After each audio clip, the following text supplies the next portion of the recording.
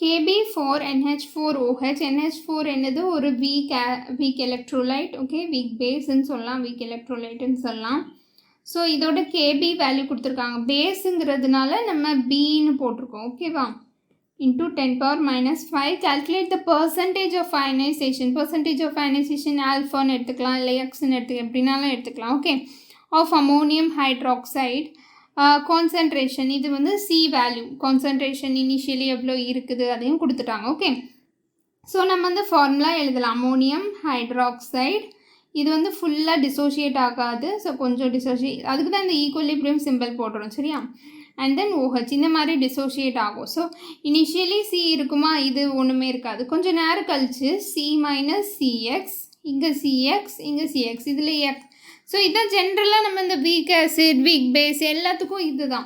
So initially கொஞ்சோண்டு இருக்கும், அதுலேருந்து கொஞ்சோண்டு தான் டிசோஷியேட் ஆகும். லைக் எல்லாமே டிசோஷியேட் ஆகாது. HClனா கம்ப்ளீட் டிசோஷியேஷன் இருக்கும், ஏன்னா ஸ்ட்ராங். ஓகே, ஸோ இங்கே எவ்வளோ டிசோஷியேட் ஆகுதோ அது வந்து இங்கே வந்து ஆட் ஆகும். ஓகே, ஸோ இதுலேருந்து எக்ஸு தான் என்னது இப்போ நம்ம கண்டுபிடிக்கணும். Calculate the percentage of ionization தான் கொடுத்துருக்காங்க. ஓகே, ஸோ இப்போ இந்த எக்ஸ் கண்டுபிடிக்கிறதுக்கு நம்ம என்ன பண்ணலாம் அப்படின்னா, ஃபஸ்ட் இந்த கேக்குள்ளே இது என்னது, product divided by reactant. Product என்னது, CX இன்டூ CX, இது ரெண்டுமே products, divided by reactant C minus CX.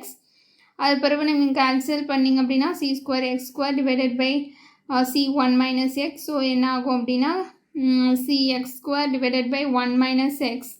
எப்போவுமே இந்த 1 மைனஸ் எக்ஸை வந்து நம்ம நெக்லெக்ட் பண்ணிடுவோம், ஏன்னா வந்து X is very very very smaller than this 1. அப்போ 1 மைனஸ் அந்த சின்ன வேல்யூனா பெருசாக ஒன்றும் டிஃப்ரென்ஸ் ஆகாது, ஏன்னா டிகிரி ஆஃப் டிசோசியேஷன் கம்மியாக தான் இருக்கும் வீக் எலக்ட்ரோலைட்டுக்கு. இப்போ நம்ம கண்டுபிடிப்போம்ல எக்ஸ் என்னன்னு, அப்போ தெரியும் உங்களுக்கு எவ்வளோ கம்மியாக இருக்குது, ஏன் அதை நம்ம நெக்லெக்ட் பண்ணுறோம் அப்படின்னு.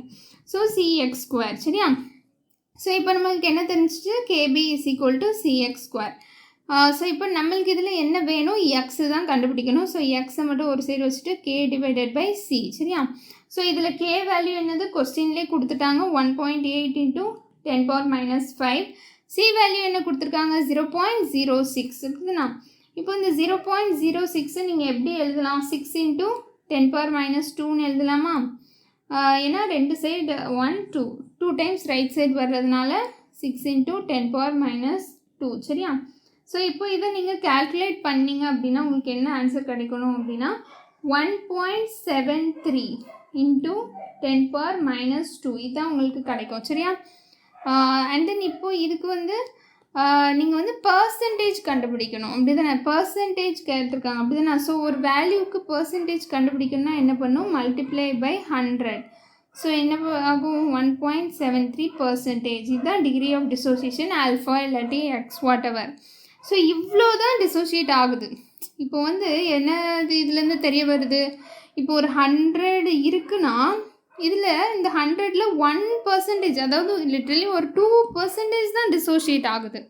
மிச்சம் எல்லாமே இந்த அமோனியம் ஹைட்ராக்சைடாகவே தான் சொல்யூஷனில் இருக்கும். அப்போ ஒரு சொல்யூஷன் இருக்குது அமோனியம் ஹைட்ராக்சைடுனா மோஸ்ட்டாக NH4OH தான் நிறைய இருக்கும்.